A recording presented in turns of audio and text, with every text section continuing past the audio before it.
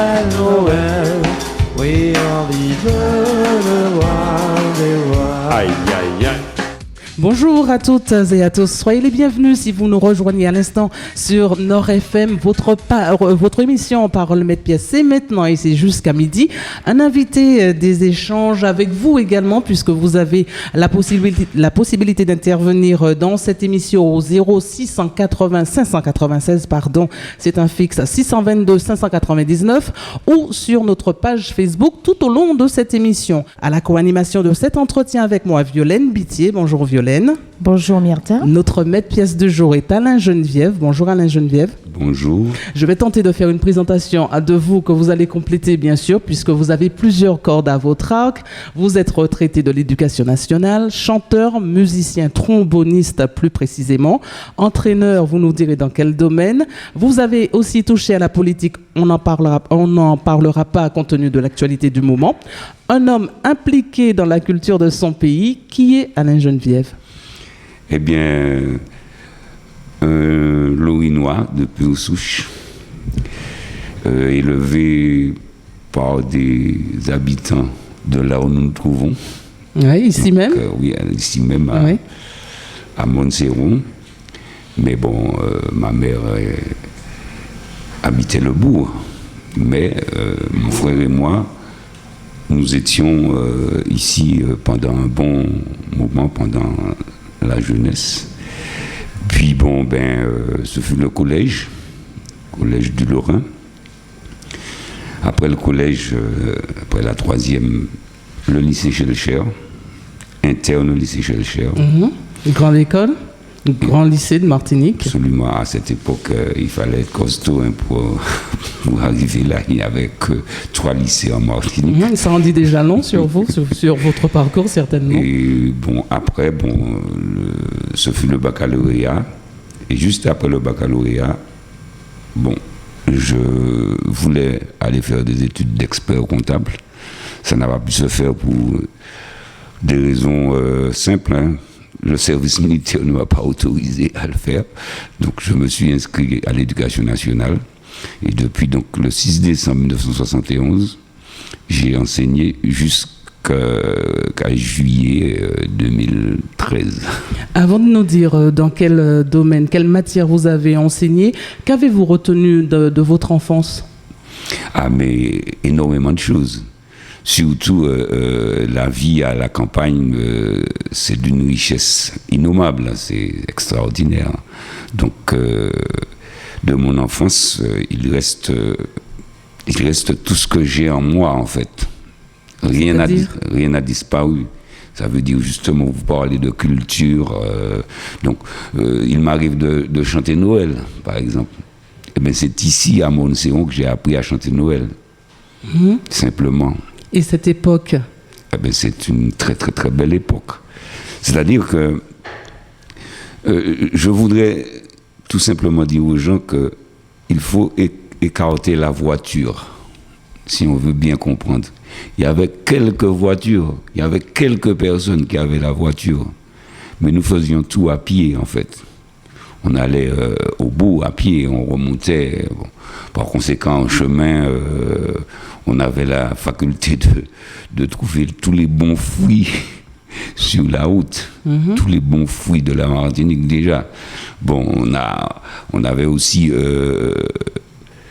à aller porter du linge à la rivière, donc à faire la pêche à la rivière. Donc, c'est tout le système de la débrouille, je dirais, du moment qui reste gravé en soi, en fait. Oui, ce sont des petites histoires qu'on aime bien. On aime bien entendre parler de cette époque. Le samedi, par exemple, vous faisiez quoi? Eh bien, le samedi, on faisait plutôt... on allait vendre de la farine. De la farine fabriquée par la famille, les parents? Oui, par le père de Roland. Roland qui a la technique. Oui, absolument. Donc c'était une époque où le samedi c'était plutôt ça. Bon, il fallait vendre la farine. Et puis le lundi c'était plutôt la rivière. Le dimanche on allait à la messe. Et puis pendant les vacances, On était là, on s'amusait, on avait à aller voir les animaux, on avait tout le train-train de la vie de la campagne, en fait. Hein. Bon, moi, je connais gratter manioc, faire farine, tout ça. Bon, ben, Ce sont des choses qui vous passionnaient? Mais c'était dans la vie. On ne pense même pas au caractère passionnel. On pense à vivre naturellement. Quand on vous entend, on n'a pas l'impression que c'était des choses pénibles à réaliser. Quand certains disent que c'était difficile, même si c'était bien auparavant, c'était difficile, mais quand vous en parlez, on n'a pas l'impression que c'était quelque chose de dur. Non. Dans tout, il y a des difficultés. Mais comme c'était la vie courante, donc on n'était pas à mesurer ni à évaluer si c'était difficile ou pas, ni à se plaindre. On était dans le courant normal de la vie parce qu'on était encadré par des gens qui vivaient comme ça. Donc nous aussi, nous jeunes, on vivait comme ça, naturellement. Et dans la famille, comment ça se passait? Eh bien, très bien, très bien. Bon, ben, nous avions reçu une éducation, on était en phase d'éducation d'ailleurs, et une éducation très stricte, on va dire. Donc nous étions obéissants, on parlait plutôt le français, parce que méfiez-vous, à cette époque, les gens pratiquaient le créole, mais pour les enfants, il valait mieux parler le français. Et si vous ne parliez pas le français, qu'est-ce qui se passait? Eh bien, on peut recevoir une petite baffe rapidement. Hein. Vous le faisiez avec qui? Entre vous, avec les frères et sœurs, ouais, les amis? Oui, tout à fait. Mais lorsqu'on s'adressait aux adultes, il fallait le faire en français. Les adultes en général, pas seulement les parents? Les adultes d'une manière générale. De toute façon, à cette époque, l'adulte qui n'était pas le parent en était un quelque part. Parce que si on n'avait pas l'attitude qu'il fallait de manière, je dirais, correcte, eh bien, c'était rapporté dans la famille et on était grondé en arrivant. D'accord. Et le lycée Schellcher, alors? Au lycée Schellcher, à cette époque, la distribution des prix avait un peu disparu, où on le faisait pour les gens qui étaient au collège, parce qu'il y a eu le collège aussi au lycée Schellcher, on le faisait pour les gens qui étaient au collège. Donc j'ai un frère qui a 1 an de plus que moi, lui il a fait le lycée Schellcher depuis la 6e. Donc, je vous dis, il est parti d'ici, en short bien sûr. Bien que moi j'ai pris mon premier pantalon quand je suis allé en seconde. C'était comme ça. D'accord. On mettait un grand pantalon. D'accord. Et quand on arrive comme ça à Fort-de-France, on est lorinois, on arrive, vous avez parlé de vos conditions d'hébergement, vous étiez interne. J'étais interne, oui. Ça fait quoi de se séparer de la famille? Eh bien, c'était encore naturel, parce que personnellement, comme mon frère était déjà là, donc j'avais un accueil déjà tout choisi là-bas, quoi. Donc ses copains sont devenus mes copains rapidement, et puis j'avais déjà 15 ans quand même. Hein. Donc moi je suis plutôt scientiste. J'aime pas le mot scientifique, j'ai rien inventé. Donc j'ai inventé un mot pour dire que je suis un scientiste. Donc ce qui fait que j'ai eu une formation sciences naturelles, sciences physiques et mathématiques. Donc les 3 coefficients 4 au bac. Vous avez été récompensé durant vos études? Oui, ça m'est arrivé. Je luttais pour avoir mon tableau d'honneur, les encouragements, félicitations et tout. Donc voilà, c'était comme ça à l'époque. Donc on était dans une compétition, il fallait arriver... et ce qui fait qu'avec ça, j'ai pu enseigner. Après le bac, il s'est passé quoi? Eh bien, après le bac, je suis devenu chômeur pendant 2 mois. Oui, ça n'a pas duré, heureusement. Non, parce que à cette époque, on faisait sa demande pour entrer dans l'éducation nationale et on devenait instituteur suppléant. C'était instituteur suppléant. Donc ça suffisait, le bac et... Absolument. À cette époque. Ah oui, absolument. Et le bac qu'on avait un niveau j'ai fait toute ma carrière avec, en enseignant ce que j'ai appris. Hein. D'accord. Vous n'avez pas fait d'études supplémentaires Non, pas du tout. Pas du tout. C'est pas nécessaire. Alors... Enfin, parce que c'est pas nécessaire, mais bon, je n'ai pas ressenti la nécessité, en tout cas, par rapport à mon parcours, que vous allez comprendre. Les jeunes se disent pourquoi je suis pas né plus tôt, puisque maintenant on sait qu'il faut faire de nombreuses études. Absolument. Et j'ai un point de vue là-dessus. Donc, pourquoi je dis chômeur? Parce que bon. Je n'ai pas eu un poste tout de suite, puisqu'on débarque dans la maison éducation nationale, je n'ai pas eu un poste tout de suite. D'accord, vous avez postulé aussitôt le bac en poche. J'avais posé ma demande depuis le mois de juillet. D'accord. Oui. Parce qu'en fait, j'avais fait un prêt d'honneur pour partir en métropole. Je vais aller à Montpellier pour faire des études d'expert comptable. Et bon, une idée me dit de voir avec le service militaire ce qu'il en est. Et je vais à Gerbeau, je rencontre un militaire, un capitaine. Bon, à cette époque, les gens étaient carrés, sérieux. Il regarde mon dossier, il me dit, on vous avait envoyé un papier, bon, mais ça faisait déjà 3 ans, pour faire une demande de report d'incorporation. Oui. Eh bien, il me dit, non, vous n'aviez pas envoyé ce papier-là, par conséquent, sortez de mon bureau, attendez qu'on vous appelle sous les drapeaux. D'accord. Alors, je suis parti de Gerbeau et je suis descendu à Terre-Saint-Ville et je suis allé m'inscrire à l'Éducation nationale.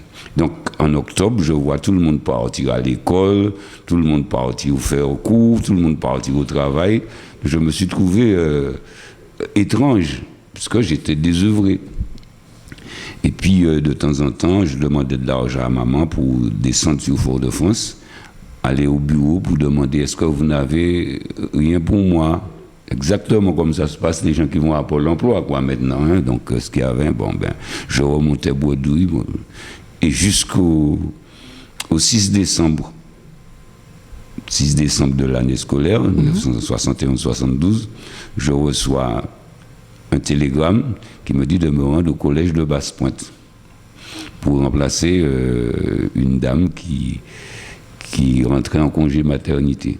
Donc j'ai eu un poste jusqu'au mois de juin, parce que la sortie c'était en juillet, donc la personne a repris son poste juste pour faire les 15 derniers jours, et j'ai eu un poste, là je dirais à l'année. On va dire ça comme Comment ça. Ça s'est passé? Vous avez pris le train en marche, comment vous vous êtes préparé à cette fonction? Et puis il n'y a aucune préparation. Ah bon, vous arrivez comme ça j'avais vu mes enseignants me faire cours, donc j'ai fait cours comme mes enseignants me faisaient cours. C'est-à-dire Eh bien, voilà, j'ai cherché, j'avais les livres des élèves. Vous avez fait une forme de préparation quand même, vous n'êtes pas arrivé comme ça le jour même. Je suis arrivé comme ça. D'accord. C'était comme ça à l'époque. Okay. C'était comme ça. Et on m'a donné un poste de professeur de mathématiques au collège de Basse-Pointe. Et à cette époque, il y avait les PEGC, professeurs d'enseignement général de collège, qui enseignaient toujours de Valence. Donc, on m'a donné maths-musique. D'accord. J'ai oublié de dire que j'étais déjà musicien à cette époque. Okay. Je pense à M. Héry, que je salue au passage. Oui, qui était M. Héry? M. Héry, c'était mon professeur de mathématiques et de musique au collège. D'accord. Donc j'ai utilisé son cahier, c'était mon cahier, mais c'est son cahier en quelque sorte, pour faire mes premiers cours de musique. D'accord. Qu'est-ce que la musique? Ben justement, vous dites qu'est-ce que la musique. Donc, comment ça s'est passé puisque vous avez dit que vous étiez déjà musicien avant justement de commencer l'enseignement. Est-ce que vous étiez autodidacte ou bien vous aviez pris des cours pour pouvoir apprendre la musique? Totalement autodidacte. Donc, c'est un peu comme votre métier d'enseignant. C'est totalement autodidacte. Si je comprends bien, vous avez fait un peu comme les parents montraient à l'époque. On vous montre quelque chose et après vous reproduisez. Totalement autodidacte, ça signifie que on est dans la vie, on a entendu, on a capté par là, et puis on rejette quoi. Et j'ai commencé par le chant. Bien sûr, le souvenir que j'ai réellement, il s'agit des frères Lassou, des frères Bermude, grand frère Bermude et des frères Coldol et les frères Lesbo. Donc à cette époque, tout ce petit monde est jeune, mais s'intéresse déjà à la musique. Et par conséquent, je me souviens des frères Lasso dire avec Bermude, on va faire un orchestre, alors que tous ils étaient autodidactes. Personne n'a pris de cours. Bon, à part Georges Coldol qui a fréquenté la fanfare à cette époque, parce que le Lorrain a monté sa propre fanfare, qui existe toujours d'ailleurs, et il y avait un professeur, un maître venu de France, c'était un copette d'ailleurs, qui était venu pour permettre aux gens du Lorrain d'apprendre les instruments. Avant de passer au volet Noël, cet instrument, pourquoi l'avoir choisi? Il y en avait d'autres? C'est pas facile à jouer, je suppose. J'ai dit en début d'émission que la musique vous appelle. Mais je pense que l'instrument aussi vous appelle. On ne sait pas comment, pourquoi un tel joue tel instrument, on ne sait pas pourquoi, on ne sait pas. C'est-à-dire ça vous appelle. En ce qui me concerne, j'étais chanteur du groupe et il y avait un trompettiste à qui on avait demandé de faire du trombone à piston. Puisque c'est la même technique, on va dire, même si les instruments, l'embouchure est plus large pour le trombone. Et il se trouve qu'un jour, le tromboniste, il n'est même pas trop, le trompettiste n'aimait pas trop pratiquer le trombone parce que ce sont deux embouchures différentes et il estimait que ça abîmait un peu son embouchure de trompette. Donc il l'utilisait très peu. Et un jour, encore en prélude, nous étions au Printania et on allait faire une répétition. Et bon, les mecs sont en train de gratter, etc. Une idée me dit le mec a sorti le trombone à piston. Et puis, voilà. Je touche à l'instrument, je porte l'instrument à ma bouche et je fais une note qui correspondait aux accords qu'il faisait. Une note comme ça. Et je fais une petite cadence rythmique avec une seule note. Le gars m'a dit « Ah bon? Ah bon ?» Eh bien, voici Do, voici Ré, voici Mi, voici... Il m'a donné la tablature du trombone à piston avant la répétition. Et je suis devenu tromboniste. J'ai souffert beaucoup. Donc, je suis parti. Il m'a dit « Tu pars avec l'instrument. » Et je suis parti chez moi avec l'instrument le premier jour comme ça. Et comme il m'a dit, voici Do, voici Ré, machin. Bon. Donc j'ai commencé à pratiquer chez moi comme ça. J'ai fait mes balbutiements et puis petit à petit je suis allé. J'ai commencé à aller au bal avec l'instrument. Et les mecs, l'orchestre tournait fort. Ils m'ont donné des parties à faire au trombone. Là, j'ai souffert parce que, c'est pas évident. Et donc, j'ai pratiqué le trombone à piston et j'étais chanteur tromboniste. Donc, il y a même des pochettes de disques où on me voit avec l'instrument en train de chanter et l'instrument à la main. Bon. Et donc, j'ai continué à faire le trombone à piston et le public disait ouais mais moi préfère ta aller venir comme ça belle mais bon moi préfère ta rentrer sortir. J'ai dit au mec si vous m'apportez un trombone à coulisses, je suis sûr que je vais jouer au trombone à coulisses. Et un jour ils m'ont apporté un trombone à coulisses. J'ai déposé les deux instruments, j'ai comparé. J'ai essayé de faire un parallèle entre les deux instruments et petit à petit, je suis passé au trombone à coulisses. Et maintenant, si vous me donnez un trombone à piston, je saurais faire quelques notes dessus, mais il me faut tout refaire pour attraper la dextérité. Il y avait quoi comme différence au niveau de la sonorité entre ces deux trombones? Non, un trombone, c'est un trombone. C'est un tuyau, donc on a un pavillon, ça sonne de la même manière, en fait, mais c'est la technique. Le trombone à piston, il a 3 pistons. Avec les 3 pistons, on réalise 7 positions, donc 7 longueurs de tuyaux. Et le trombone à coulisses, on descend sa coulisse et on a 7 tuyaux aussi. Parce que mon parcours musical ne s'arrête pas là, parce que je suis parti en métropole faire des études. En ce moment, j'étudie encore la musique. j'ai parlé tout à l'heure de la manière dont je suis devenu tromboniste. Eh bien, quand on est tromboniste, on ne peut pas se permettre d'être autodidacte comme ça, parce que bon, il faut savoir ce qu'on met dedans, quoi. Il faut savoir ce qu'on met dedans. Donc, par conséquent, j'ai commencé le trombone en tant qu'autodidacte. Je piquais un peu partout. Bon, je pense à Jacques Charmant qui m'a donné quelques conseils. Bon, et à ce moment, j'ai commencé à apprendre l'harmonie en musique, parce que si on ne connaît pas l'harmonie en musique, ce que j'appelle l'harmonie, c'est-à-dire tout ce qui ce avec quoi on construit la musique, c'est-à-dire la connaissance des gammes, des accords, etc. Donc, j'ai commencé par me redresser sur le trombone, parce que j'ai trouvé un professeur métropolitain qui était en Martinique. Donc, je suis allé prendre des cours de trombone. Donc, il m'a redressé. Ça veut dire que bon, tous les petits défauts que j'avais déjà emmagasinés parce que j'étais autodidacte, il a tenté de me redresser. Bien. Et en même temps, on apprend la musique. Parce qu'on te donne des livres, on te donne des partitions, tu es obligé de... Après, j'ai poursuivi, j'ai pris des cours avec un monsieur qui s'appelait Pascal Beck, un excellent tromboniste métropolitain qui était ici. Et là, il m'a montré la musique modale. Je veux dire la musique modale. Et j'ai commencé à apprendre mes gammes, mes modes, etc., mes accords qui vont avec, etc. Donc c'était une base de jazz.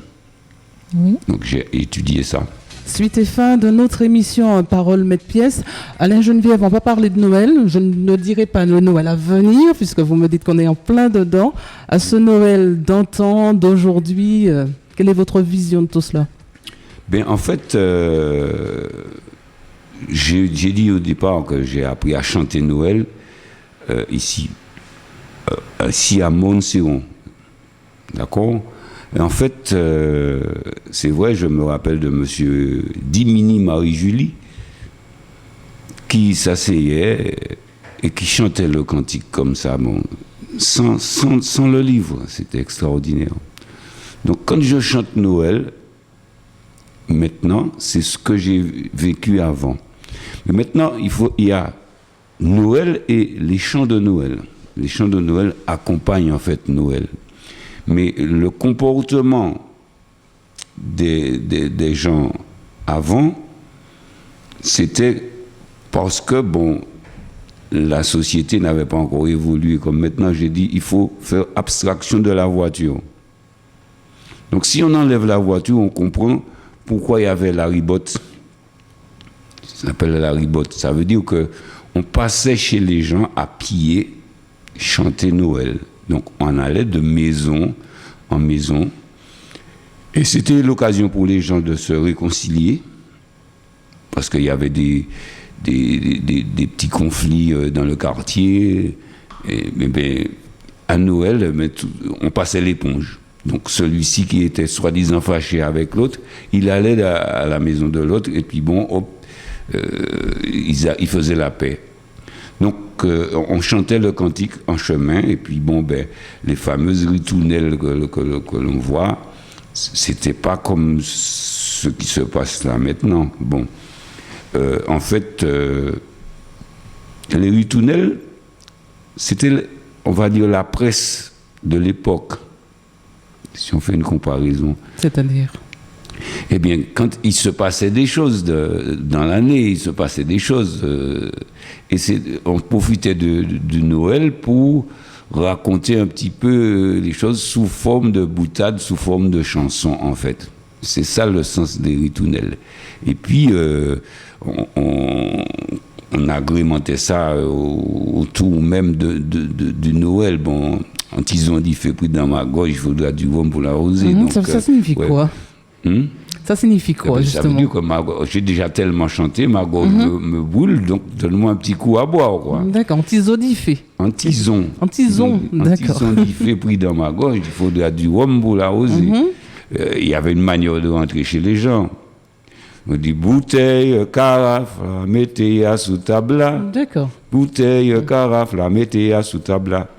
Eh bien, un tel nous pas venu pour ça, nous allons au rabat, nous. Donc, il y avait une invitation à ce que la fête prenne, quoi, que l'on nous serve à boire, machin. Hein. Et puis, il y avait toute la tradition du cochon qu'on nourrissait, qu'il fallait tuer le cochon le jour même de Noël, le 24, dans la nuit du 23 au 24, on tue le cochon.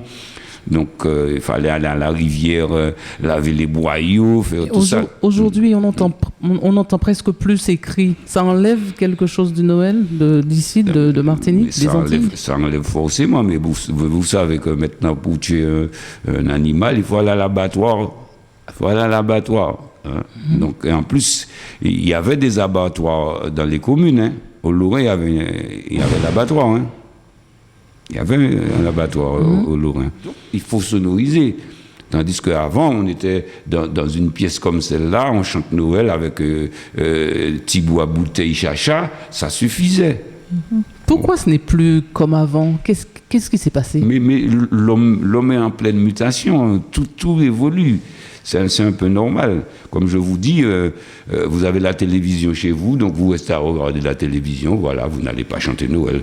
Vous avez la voiture, donc vous prenez votre voiture, vous allez plus loin, voilà.